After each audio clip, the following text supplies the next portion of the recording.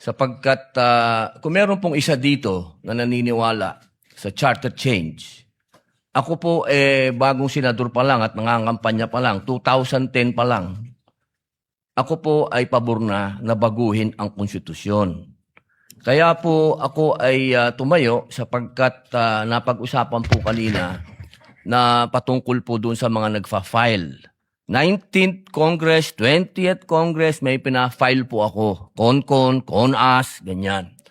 Kaya po ako, noong tayo po ay naging minority na, nung sila na po naging majority, bago pa lang po ako maging minority, ibinigay ko na po ito kay Senator Kiko Pangilinan. At siya nga po ang naging chairman nito. At ngayon po na bumalik sa akin, gusto ko pong sabihin sa lahat na hindi pa rin po nagbabago ang aking intensyon na paghiringan ito.